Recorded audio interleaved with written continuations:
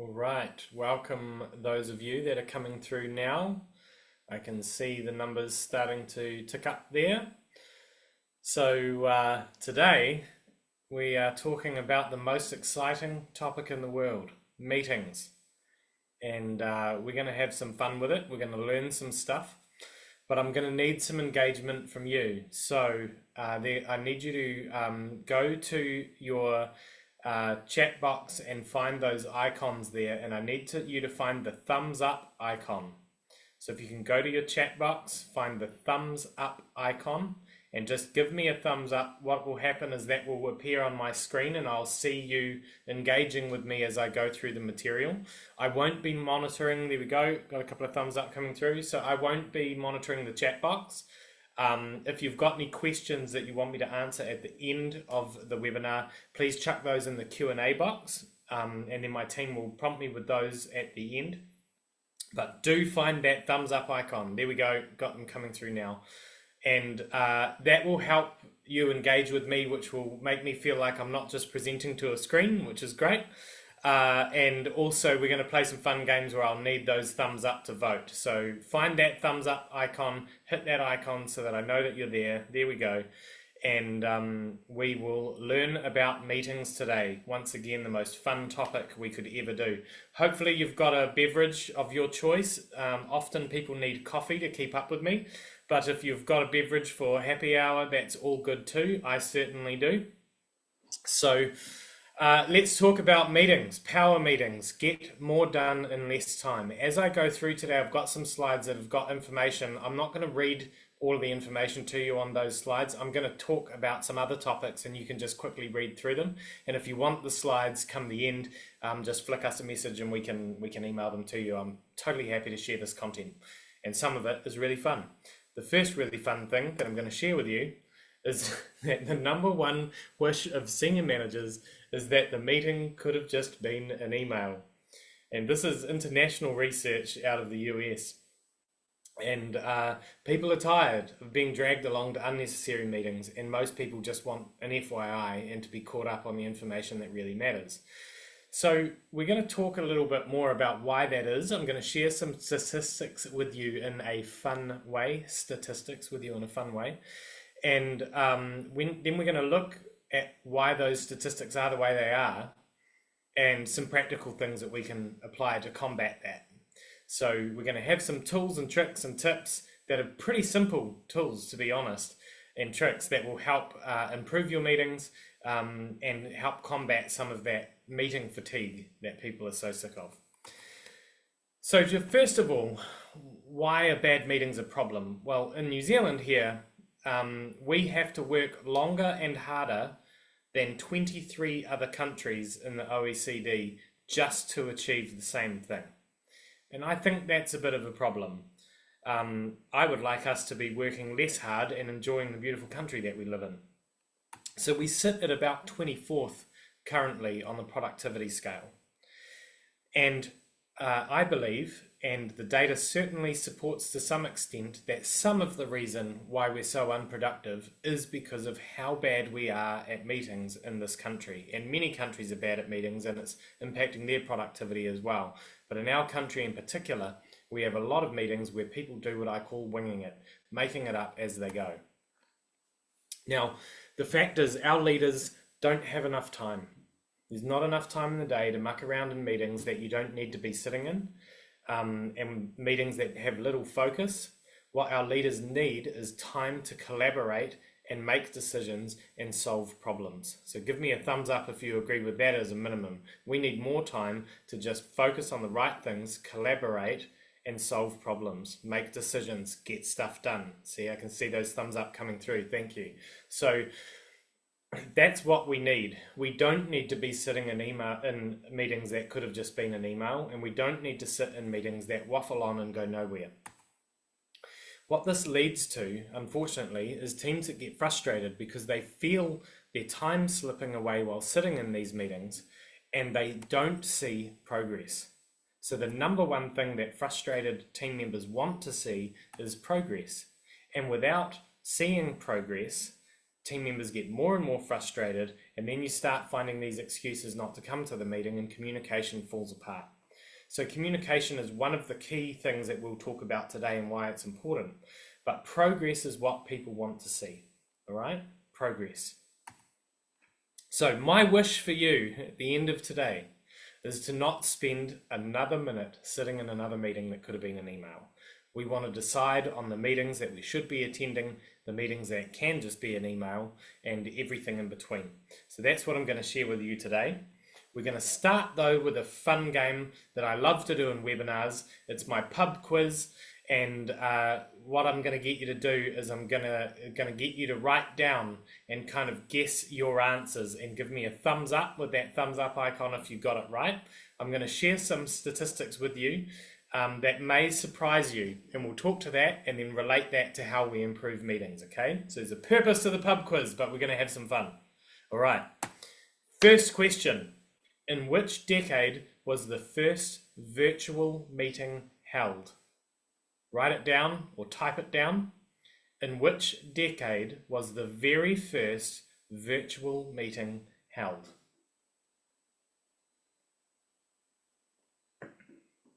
The answer, the 1930s. So we're almost in 2030 and we haven't progressed that much based on the data. That's right. I can see those icons coming through. Okay, next question. How many hours per day do regular employees spend in meetings? How many hours per day do employees spend in meetings?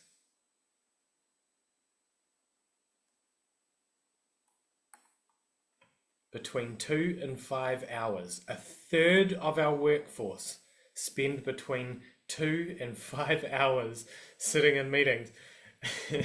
And I would like to say that that's the worst of it, but it's not. It gets worse. I have some more to share with you. So this is data out of the USA, but I'd say it's not too far off here, although the businesses here in New Zealand are smaller. In the USA, what is the average number of meetings a senior executive attends per week? Write it down. See if you get it right. Give me a thumbs up if you get this one right. How many meetings does the average senior executive in the US attend a week? Okay, we're ready. 36, if you can believe that. 36. So that means that they've got approximately 4 hours to do their actual work if they're doing 1 hour meetings. And I think most of us can agree that most meetings go on for longer than an hour because meetings aren't effectively or efficiently run. So next question. What percentage of meeting time is spent on actual decision making? I've not seen any thumbs up yet, so I'm guessing the numbers are much worse than all of you are guessing. What percentage of meeting time is spent on actual decision making? You ready for the answer? Only 3% or less. So 36 meetings a week and only 3% of the time spent in those meetings. One of you got it right. Perfect. Is 3% is spent on decision making. So that doesn't make sense, does it? What's the purpose of a meeting? To make decisions. Okay, what's the most common reason people arrive late to meetings? See if you can take a guess. It's not my dog ate the homework. See if you can take a guess. What's the most common reason people arrive late to meetings?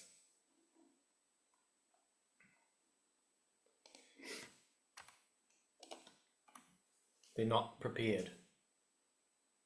So, and how could you be?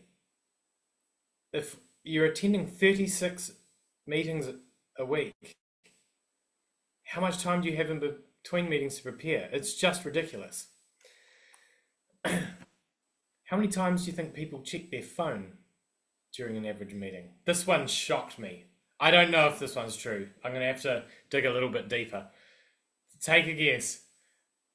I couldn't believe this one, but perhaps you can believe it. How many times does the average person check their phone during a 1 hour meeting? 28 times.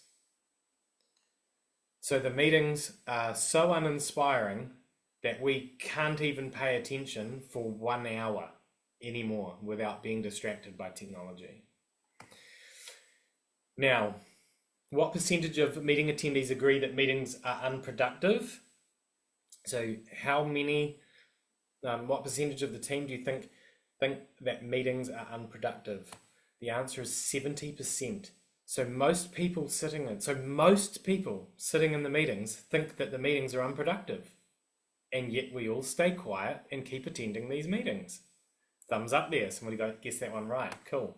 In which decade was the first commercial video conferencing system introduced? Which decade? So the first call was in the 1930s. When do you think the first commercial video conferencing system was introduced? 1970s.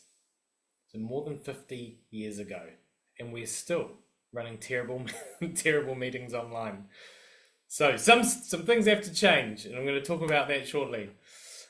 Which popular meeting software platform was originally designed as a game development tool? I'll go through this one quickly. The answer is Zoom. So Zoom, which is the world's most popular meeting software, wasn't even designed for running meetings. It's progressed that way in a really great way. We're using Zoom right now, but was not intentionally designed for that purpose. It was designed as a collaboration tool for game developers, which I thought was pretty interesting. So the bonus question, the last question, see if you can guess this one right. What is the best meeting software in the world? I'm not going to leave you hanging too long. You should guess right straight away. It's my software that we designed.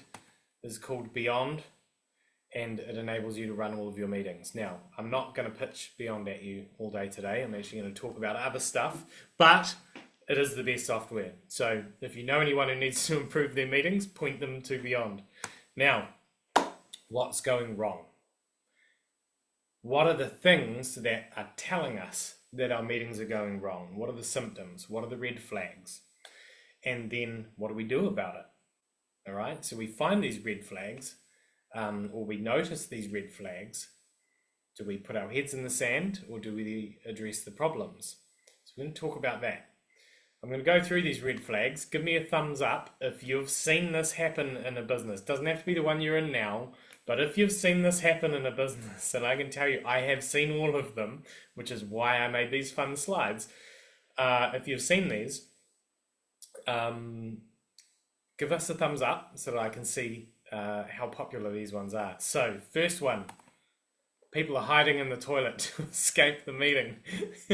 I've actually seen this happen. So that's probably the biggest red flag. If people are hiding in the toilet to escape the meeting, you really have terrible meetings. So some improvement is required. All right? Now, getting more serious, but still true. If a meeting ends and an attendee has not contributed or spoken at all, give me a thumbs up if you've seen that. Okay, several of you have seen that. Okay. So we can't let that happen. That means that 30 minutes, an hour, hour and a half, totally wasted with a person not contributing or discussing anything of importance, right? That's a really long FYI. Next, meetings go overtime all the time. Now, the all the time is the key there. Okay, see, you're seeing that one as well. So it's okay if a meeting goes over time every now and then. Every now and then a gnarly, a gritty topic will come up and you need to deep dive it a little bit, or you need to do the conversation justice in order to move past it as a team. Sometimes that happens. But if that's happening every time, your meetings are being derailed, which is the next slide. The agenda's not being followed. Your meetings are being derailed. They're going off track all the time. Usually they're going off track because your agenda is not robust enough. Only one of you are going off, the agendas are going off track. So that's good. Two of you now. Okay. So the agenda has to be designed to flow in such a way that it keeps things moving, keeps people engaged, and you're able to stick to it. And some of that is around timekeeping, which I'll talk about in a moment. Now, are roll calls performed? And are meeting attendees left without receiving the minutes? So often what will happen that creates a lack of productivity within teams is the roll call's not done, so there's a couple of people absent depending on the size of your meetings, and then they don't receive any meeting minutes. And so instead of being able to just read and get a quick update and catch up and know where they stand and what actions have been decided and what decisions have been decided and who's working on what and get a sense of what's going on, that person then has to have a conversation to get a download. And if there were 6 people in the meeting, they might talk to all 6 people to get their point of view. Now you've rehashed that meeting 6 times. That's just lost productivity yet again. So it's really important that the discipline of roll calling at the start of the meeting, identifying who's not there, and then emailing them the minutes afterwards along with the other attendees is a really important habit to get into. Now, if one person, like Sir Talk-A-Lot Logan at the moment, doing all the talking, if one person always dominates the conversation, that's a problem. Again, that's really just an FYI. It could have been a memo if one person's doing all the talking. The purpose of a meeting is to get other voices, it's to get collaboration, it's to get discussion, it's to make decisions, and it's to agree on actions. So if one person's doing all the talking, that's a problem. Now, this should be thumbs up all over my screen right now. No one discusses whether the meeting was effective. If you're not reviewing your meetings at the end of every meeting, there, in the room, with all the attendees, you're not discussing what's working and what's not, you're not improving your meeting week to week. I'm not seeing any thumbs up. Clearly, you've all lost the thumbs up button. Where is it? Or it means that all of you are reviewing your meeting after every meeting, which is great, because I would have thought this was one of the things that happens less often. So, okay, one of you, not sure if you're all being honest with me here, but I will continue. Rate the meeting at the end of every meeting and discuss what needs to improve or what went really well. And that will help you refine your meetings over time. Now, never run from a meeting again. We've identified some red flags. Now I'm going to give you some tips and tricks that you can deploy to help improve your meetings over time. And I've seen meeting ratings that started in 3s or 4s out of 10. I've seen ratings move to an 8 out of 10 in as little as 6 weeks. So you can take in the red terrible meetings to in the green positive meetings in 1 month or within 2 months quite easily by deploying some of these tips. So I'll talk through some of them now. I'm going to talk about the basics. I'm assuming everybody knows this stuff. I'm going to reiterate it and cover it to provide the platform for some of the deeper stuff that I'll then go into. So the first thing, you've got to have an agenda. So we talked about that before. Use agendas that people know what the agenda is coming into the meeting. That's actually important. But we've got this agenda. We want 3 roles. We want a note taker. We want a timekeeper. And we want a meeting lead. Now, these are different people, okay? These are different roles to a different person. One person takes down the minutes. I'm going to talk about the difference between minutes and transcripts, but one person takes down the minutes because if you're the meeting lead and you're running the meeting and typing, it's really difficult to listen to the feedback and observe the feedback signals that you're getting from people in the room. So you need a note taker. The note taker is capturing the key things that were discussed, the decisions that have been made, the actions that have been captured. It is not a transcript, it's just a summary of the discussions from each agenda item. The timekeeper is a crucial role because the timekeeper has permission to call it out when you're going down rabbit holes, when you're getting off track, or when you're going over time. This enables you to recalibrate the meeting on the fly and perhaps organize a follow-up meeting for a discussion point that you need to go deeper on without derailing all the other items that the rest of the people are there in the room for. Now, the meeting lead is the most difficult role because you're talking to each of the items and keeping everything on track with the help of the timekeeper. My advice is to rotate who's doing those roles every week. Everybody has a turn, being the note taker, the timekeeper, and the meeting lead. Now, this is a key insight for you to take away and write it down. Rotate those roles. Why? Because everybody learns some empathy as to how hard it is to run a really good meeting. And so now people are working together, meeting after meeting after meeting, to improve the meeting, do it better, and get better outcomes. So give me a thumbs up if that makes sense to you, or if that landed with you. Because whilst it sounds, okay, good. Whilst it sounds simplistic, and it is, it's remarkable how much this does not happen. So the basics, so in our Beyond tool, and most meeting tools, anyone that you use, will capture actions or accountability. What Beyond does is it surfaces those to the forefront, so at all times you can see what's on track and what's not on track. This gives everybody at the table an instant snapshot view of who's got stuff under control and who hasn't. Now, it's not for the purpose of ass kicking or, a witch hunt or anything like that. The purpose of surfacing everything and keeping it transparent is so that teams can support each other to get things back on track. So in great organizations where strategies get executed and achieved, teams hold each other account for the purpose of supporting each other to achieve, not find out who's not doing a great job. Now, if this is being surfaced every week and you're seeing who's in the red and who's in the green and you're supporting each other, if somebody is constantly in the red and can't get back into the green, one of two things will happen. They will figure out how to get in the green with the team's help, or they're going to realize that this isn't for them. And either outcome is okay. All right? Now, the next thing is you've got to make the progress of the meetings visible. Are they improving?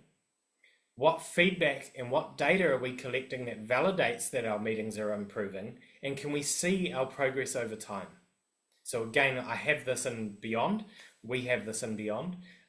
Some other tools may do this as well. But what this enables you to do is reflect on that scorecard regularly and go through that feedback as a manager or as a leader. You can go through that feedback and see, are you the one doing too much talking? Are you opening the floor too much? Do we have too many agenda items? Are we constantly going over time? Do we have too many attendees? Are there too many voices at the table that shouldn't be? Why are we rating it low all the time? Or is that trend line improving? Have we hired a new manager that's leading the meetings that's causing the trend to go down? You see, so these are all things that we can problem solve and fix when we can see it. So one of the themes and one of the things I want you to write down is data. One of the key pillars here of having great meetings is having data. Data live in the meeting, data you can refer back to, and data you can validate as you move forward. Now, we'll dig a little bit deeper here. So these are the slides where there's a bit of writing on them. So if you want the slides, we can send them to you. You shouldn't really put lots of writing on the slides, and I do know that, but you can have a quick squiz at them, and then I'll just talk to a couple of tips that will help for each one. So for this part, you're going to need to be zoned in. Get yourselves ready. Okay, so the first tool to dig deeper and improve your meetings. Review your meeting architecture. What that is the structure of all of your meetings that are unique to your business. IT companies run different meetings to construction companies who run toolbox meetings at the backs of their utes, to accounting firms who might run a different style of meeting again. Different types of businesses and industries run different types of meetings.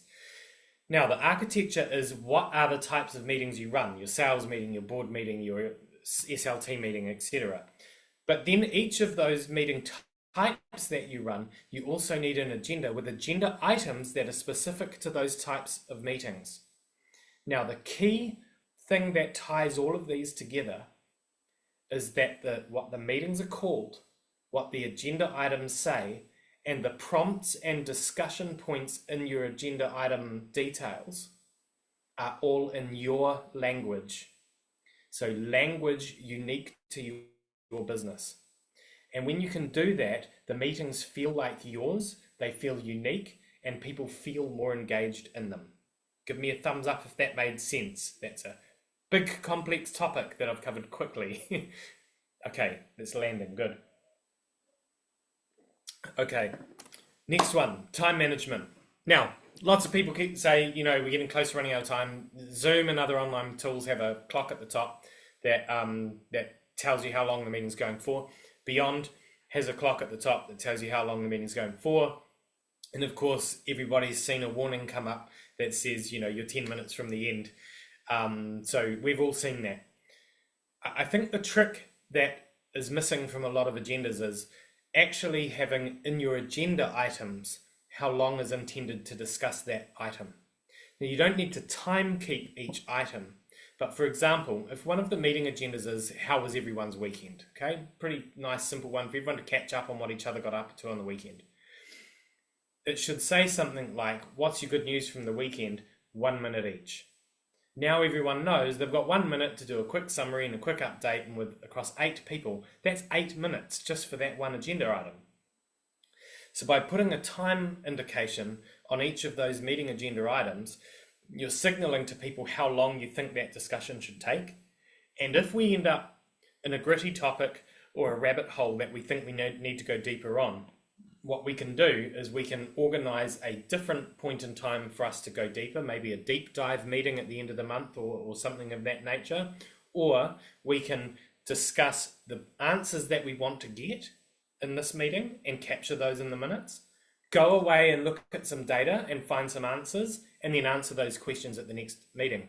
Why? Because we're carrying those meetings forward into each subsequent meeting, and we're creating a record of the conversations we're having and the decisions that we're making. All right, active participation. Everyone should be involved in the conversation. We want people to feel heard. You get buy-in in initiatives and actions and progress when people feel like they've been a part of the decision making. The problem with asking for everyone's opinion is often opinions are just ego.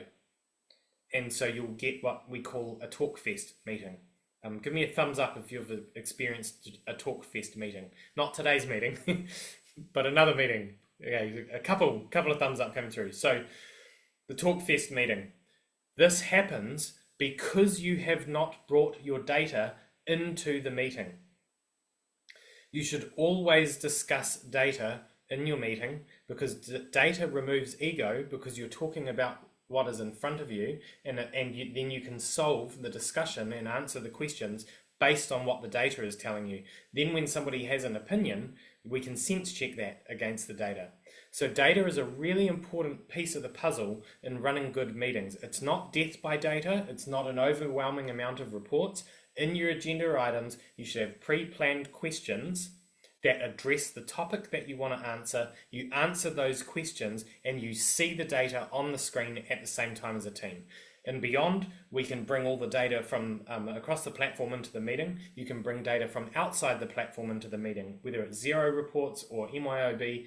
Anything that you want to bring into the meeting should be brought into the meeting, there for people to see while you're discussing it. Okay, rabbit holes. They happen, they will always happen, because business is hard. Sometimes things happen. Sometimes we need to address them right away. Sometimes there are fires to put out. But if you have, for example, and I've done this calculation in the room once with an engineering client, 12 engineers around the room at $400 an hour each, and we're going down a rabbit hole that involves 2 of the people in the room. Is that a productive use of time? Which emoji are you going to use? No, it is not a productive use of time. There is a whole bunch of lost productivity right there. So when we encounter a rabbit hole, that's okay. Again, capture the topic. Can we solve this today? That's the first question. Can we solve this rabbit hole today? If not, what are the questions we need to answer? Capture those questions. Then go and find the answers in the time in between. At the next meeting, discuss the data that we've found. Solve the rabbit hole then, right? Avoid going down those long, wide-ranging rabbit hole discussions. And here's the thing, again, going back to the timekeeper, we want that timekeeper to have permission to call it out. We've gone down a rabbit hole here, people. We're going off track. We're going off time. Having that culture of safety where people can call it out and keep things moving is critically important to not wasting everybody's time. All right, now effective note-taking. Here's a gnarly one for us to get through. We've got about 15 minutes to go, so stick with me. I'll speed up a little bit. Effective note-taking. like I said before, it is a summary of the key discussion points, the decisions that have been made, any decisions that have been deferred, and any actions that have been allocated. Okay? That's all effective note-taking is. It is different to a transcript. So at the moment, we're seeing this explosion of AI tools designed to help you and save you time. And in a lot of cases, they do that. And in some ways, they're very helpful, but not always. I'll give you an example.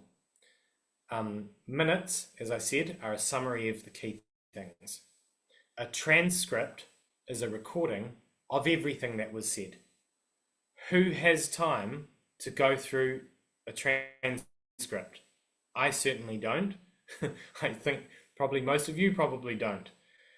Transcripts are there to get saved as a backup or whatever in case something happens in the future and you need to go back and go through it. But what you're sharing with everybody post-meeting should not be a transcript. It should be a summary of the key things. Now, the issue with recording minutes and things using the AI tools is the executive summaries that they create is their interpretation of what was important. Now, if someone's recording notes at the time and beyond, you can see it on screen live in front of everybody in the meeting. When you can see the minutes being recorded there and then, you know whether what's being recorded is accurate and what you said and what you want in the minutes. I find that going back through an AI transcript just gives me yet another job to do to see whether or not those minutes are even accurate and whether the AI has picked out the right thing. So again, they can be useful, and certainly in online tools like Zoom, they are effective at doing that.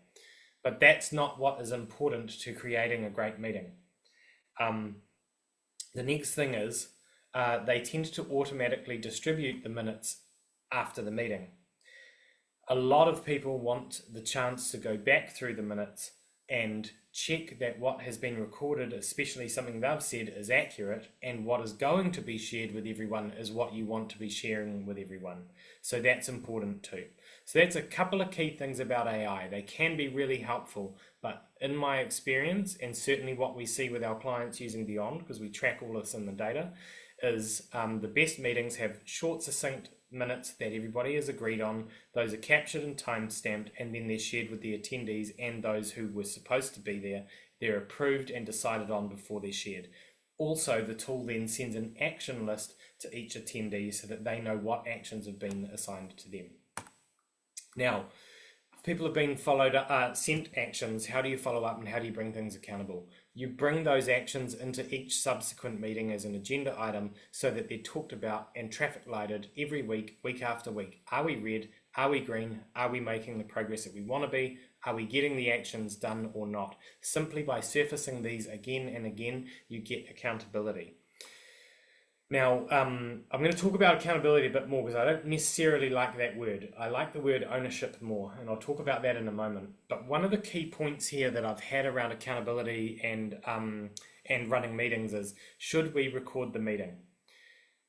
My strong opinion is if you are having a meeting where it's open and collaborative, but you're discussing some difficult topics where people may be sharing things that are emotional for them or important to them, don't record the meeting.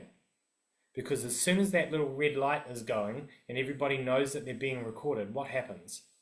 They shut down, they close off, and they don't share what they really think and feel. So if you're having a meeting where you're having discussions around something where you really need to know what people think and feel, don't record the meeting. Don't have a transcript tool going. Okay? You discuss things and then you record the minutes yourself and validate with the people that have shared that that is what they intended to say and that's the intended meaning behind it. Now, do record a meeting if you're getting a feedback meeting from a client where they might be telling you how you can improve or things that have gone wrong or things that they need you to solve. Do record the meeting if you're having a product or service development meeting or brainstorming meeting with your team.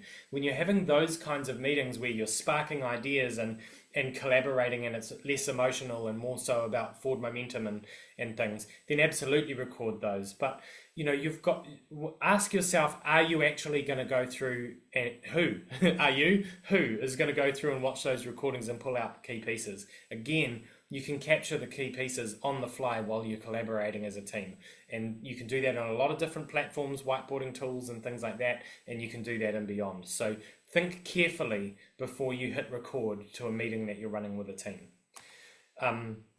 The number one issues that teams report post-meeting is that people don't know what was agreed on. And so accountability versus ownership really comes down to this. If the business needs to achieve something, I want to say, right, who is going to lead this project? And if someone says, hey, I'd like to lead that one, I feel like I can do a good job of that, we've got ownership. If I'm delegating and going, you need to do this, and I'm not giving somebody a choice, they're not opting in to taking accountability or responsibility or ownership of that action or that project. They're begrudgingly going, oh, okay, I'll just add that to my gigantic list of things to do.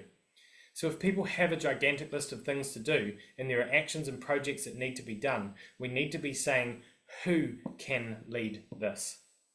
And then if somebody's skill set is best to lead it, but they're too busy, we need to be saying, who can do those other things for this person to enable them to take ownership of this project? Give me a thumbs up if that makes sense. Because when people opt in, you get ownership. You can get accountability by assigning people jobs, but it doesn't feel as good. Cool. Okay, you guys are getting it. Good. All right. Very quickly now, here's a meeting architecture example. I'm going to talk to two different agendas and just give you some really quick zingers, some tips for you to write down that make these meetings awesome. And I can do that for literally any meeting that you want. So reach out to me afterwards if you want to review your meeting architecture. But here's an example. Daily stand-ups. I have clients that run them every day, every odd day, and just a Wednesday stand-up. In fact, we do that in my own companies. We have just a one day where we do a stand-up, and it's a quick check-in with each other to get back on track. Businesses have weekly operations or WIP meetings. A strategy execution meeting is different to a WIP meeting. You are talking about your strategic goals in that meeting, not all of the other projects that you've got going in the business. Your monthly deep dives are your opportunity to go deeper on a topic that you want your senior leadership team to solve. Generally a couple of hours. Ad hoc brainstorming sessions. Try to pre-plan these and minimize them so that people don't get frustrated with always being called into brainstorming sessions. These should be something with a clear agenda and a reason why and who should be there beforehand. Quarterly reviews should happen every quarter. Are we achieving what we want to be with our strategy or not, and why, and what are we going to do about it? And then annual strategic planning is, do we have the right strategy for this business? Does that make sense? Please give me a emoji that resonates with you. Is that a good basic architecture for a business to stick to? Now, you then rename these meetings in your language. Okay? Each of these gets called your meeting type so that it feels like yours. Now, a good strategy review, here's some quick tips for you. Write down one or two of these things that you haven't been doing. Firstly, always celebrate your wins because we don't do that enough. 2, focus on what you learned as a result of winning or losing. What did you learn? And how can we drag those learnings with us forward in the next quarter? Turn those learnings into actions, things we're going to do differently. We focus on the disciplines that work in the quarters in between so that we can get stuff done. I got more on that on another day. Look at the big picture in the long term and ask yourself, are we still on track for that? Then analyze the 3-year strategic space, what's happening around us that we need to respond to, define the next steps in the actions, and then here's the thing, communicate it company-wide. Take the minutes and the notes and the actions and the decisions that you made in this meeting and share that with the whole organization so that everyone's on the same page. Here's some things to avoid. Don't get into the weeds at your quarterly reviews. Quarterly reviews are for big picture, not the weeds. Don't only look at red lights. Red lights are what you look at week to week. At your quarterly reviews, you want to find, identify, and celebrate the green lights. What are we doing well? What's really working for us? Never close off without agreeing on a next step in actions. Don't allow mic hoggers to occur. Make sure everybody gets a chance to speak, and this sometimes means addressing people directly or asking somebody to stop. And alignment fails when people don't get a turn to speak. If somebody sits in a meeting quiet the whole time, you cannot expect them to deliver an action for you. They will have zero buy-in. That one resonated with you. Good. Okay, here's a good sales meeting agenda. I have a few minutes left. Okay, stick with me a little bit longer. I'll just check the participants. Okay, everyone's still with me. Okay, good. I'll go quickly through this one, but this one's powerful. So listen carefully to this one. I have turned around many a sales team for different clients across New Zealand and Australia, deploying this one. Okay, so a good sales meeting agenda captures wins. You identify roadblocks and record them and build that into a list that you keep over time and deal with week after week. You generate new ideas on ways to generate new business. You review the collective predictive KPIs. So the input activities that the team are doing to generate sales. Not the outcome, not revenue, not what you get out of Xero or your accounting system. The input measures, things like number of meetings, things like number of phone calls, or, that's probably old now, number of leads addressed through the website.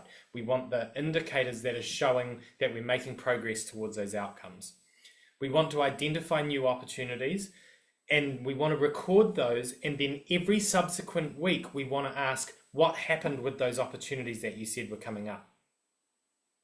Now, this builds some accountability, but it also ensures that we're not losing opportunities because we've been busy or, forgotten about them. I've got more on that for another day. Show appreciation for those that have done extra. Sometimes, in fact, salespeople are often really busy. They're probably the third busiest person in the company. If CEO's first and CFO is second, operations manager and or salespeople are probably next. Lots going on.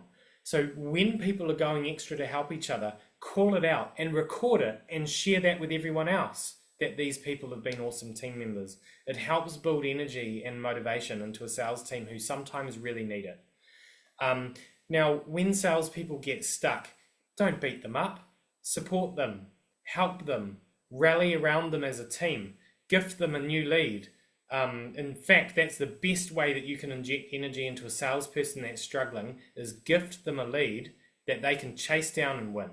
That's a great way to give them energy. If you don't have any, bring them into one of yours and go and get it together. Give them that sense of what it feels like to win again. Now, here are things to avoid.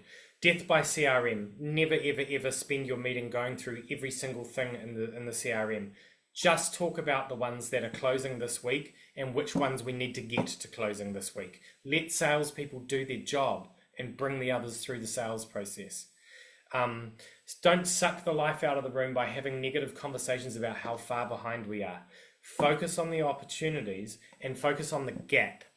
So if we're behind, don't beat everyone up about it. How much are we behind? What's that figure? How many sales would solve that figure? Let's go and get those sales. Make it a game of chasing down the wins, not a game of you suck, everybody's useless in this room, okay?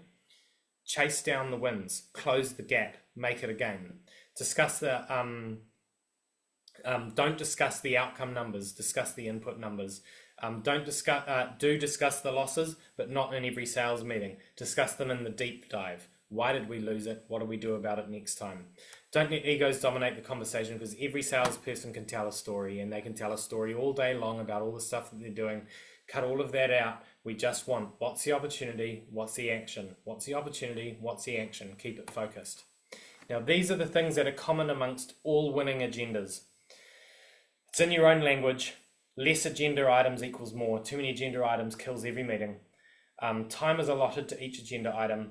It's clear and recorded what questions actually need answering, and data is discussed in the right forum. So please take a screenshot, write these down, take a snapshot. If you take nothing away from today, these are the 5 things that I want you to go away and change. They sound simple, they're remarkably hard to do with consistency.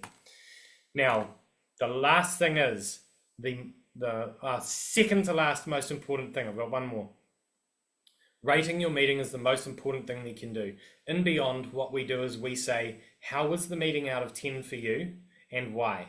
Give us the reason. Was it a 6? Was it in the red? Did the meeting need to be better? What about it needed to be better? Was the meeting an 8 or a 9 or a 10? What was great about the meeting? Record these things and learn from them and manage your scorecard so you can see how you're performing. Be bold. Give yourselves permission to make this the most important courageous conversation of the week. Because if you have this courageous conversation every single week, you cannot help but make progress. And that, I promise you, I've tracked it with all of our clients. Rate your meetings, make progress, have the hard conversation. I'm going to skip over this one just because of time, but Elon Musk is famous and a bit divisive at the moment. There's another reason why I'll skip over it. He's famous for kicking people out of the meeting. If you're in the meeting, you should be expected to speak about something. If you're in the meeting, you should expect to own an action about something. If you're in a meeting and you're not speaking, the meeting was a pointless waste of time. That's what memos were designed for. Send a memo to catch everyone up. Meetings are not for FYIs, they're for having discussions and making decisions. Now, there's 5 types of meeting attendees, so let's play innocent or guilty. Just give me a thumbs up if you've seen this in a team that you've worked in. Number 1, persona number 1. The Phantom, nickname Vanishing Act, arrives late, leaves early, and really contributes. Give me a thumbs up if you've seen this. Because these are the types of behavior that we tolerate by not having courageous conversations. Next one is the sideliner, always distracted, always on their phone or laptop, never fully engaged. We nickname these people off on a tangent. You guys have all seen them. Okay. The monologuer, the dominant person who just won't shut up, otherwise called the mic hog. I'm totally guilty of this one myself. Again, this is not something you can allow to continue. The slacker, unprepared, disinterested, half asleep. I've literally seen someone fall asleep in a meeting once. Nickname snooze button. All of you are thumbs up to this one. Awesome. So snooze button happens a lot. That's no good. Last one. The gatekeeper blocks progress by constantly raising objections and disagreeing. We've nicknamed them roadblock. Now, bit of fun identifying these personas. Why? Because you have to have the courageous conversations with these people, because that behavior is wrecking your meetings and it's actually wrecking your company. It's destroying your business. Here's how we do that. Choose a time and place to have the one-on-one conversation. Make it quiet and private. I've often found that walking meetings are a great way to have courageous conversations because you're not face-to-face and adversarial. You're walking side by side and you're having a chat, but you're able to talk about real things.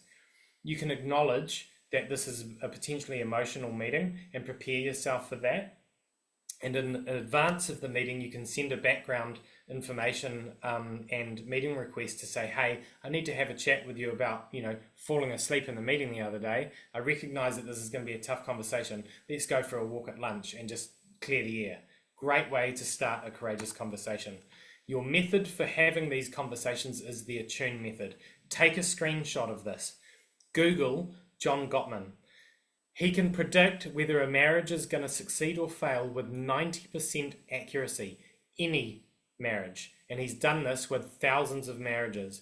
And it all comes down to how well do you communicate within an interpersonal relationship. A way to communicate well is to give someone your full undivided attention. No cell phones, no laptops. Full face and body language attention. Eye contact. Turn towards, full body attention as well. Be in the room and there with that person. Seek to understand, not to respond. Really listen, not think about what you're going to say next. Have non-defensive body language, which is why walking meetings are so good, or a meeting in a park. And then, because that environment's calming. And then empathetic responses. After they've finished, don't respond with what you want to say. Respond with what you think you heard them say and ask if you've heard correctly. Then once they've agreed you have, you respond. If you do nothing else, this is the way to have courageous conversations. Then find some common ground that you can agree on as to what's going to happen next. Schedule a follow-up if you need to and reflect on that conversation. Now, I want you to write down the one thing that you took away from today's webinar. We're finishing 5 minutes over time. Sorry for that. One thing you took away from today's webinar. What's one thing that really resonated with you, or a light bulb or an insight that you felt was worth today? Please write that down and email me if you haven't, because I've always said, and I truly believe with all of the ones that I attend, that if I just got one thing that I could latch onto, take away and improve, it was worth my time attending. So I hope it was worth your time attending today. Give me a thumbs up if it was. And if you've got one insight there that you've taken away, you're welcome to share it online if you want to. Cool.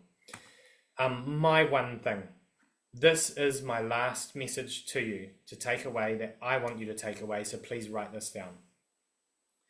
Never show up to a meeting unprepared, and never leave a meeting without a decision and an action. If you see a meeting closing down or winding down and that hasn't happened, be bold, be courageous, call it out.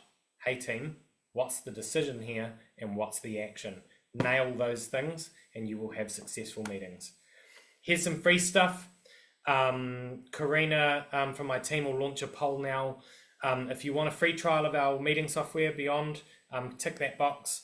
If you want the meeting cadence doc that's pictured on the right there, that will tell you and it will explain to you step by step how to do your meeting architecture, the types of meetings you can use, how long they are, who should attend, what agenda items you should have, all the information you need to do this yourself. So if you want that document, please let us know. We'll email that out to you. If you want the slides, maybe flip me a message. If you want a meeting architecture review where you want me to go through it with you, I'm happy to do that. And I can show you Beyond at the same time and how you do it in there if you're interested in that and want to see that.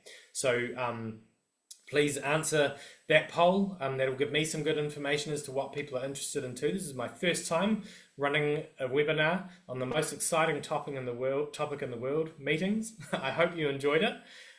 Thank you for joining me today. I'll just quickly check the Q&A. Yes, we have a question in there. When you are absent for a meeting, do you believe it is your responsibility to ask for the minutes and what has happened, or the meeting facilitator send it out automatically? Thanks, Catherine. That's a really, really great question. I believe that somebody at the meeting should be responsible for sending those out. The decision that you have to make as a business is who's responsible for the meeting, the minute taker or the meeting lead. In my case, I think it is the job of the minute taker to then capture those minutes and email that out to everyone who wasn't there. Jason, can I play the guitar behind me? Yes, I can, but I don't recommend it. I made that one myself, and it sounds awful, plays awful, and is terrible. But the other one over my shoulder that you can't see, I can play that one better. So I'll give you a treat one day. Thank you. Yes, it does. It is a cool guitar. It's well, you'll know what it is because you pointed it out. It looks cool, and that's why it gets to stay there. Otherwise, I would have thrown it away. Yeah. Any other questions? I'm here, so chuck them in if you want. I'm happy to answer any others. Otherwise, you can finish your beverage and go on and have your afternoon.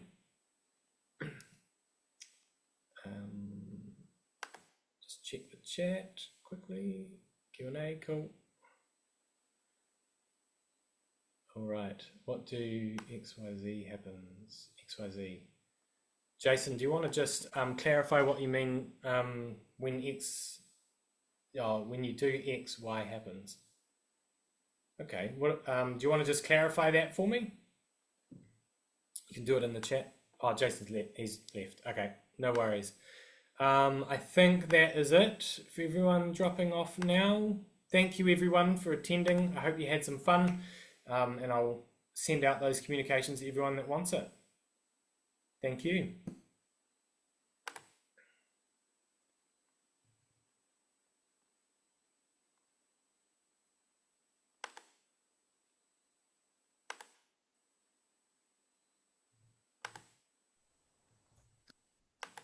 That was pretty good.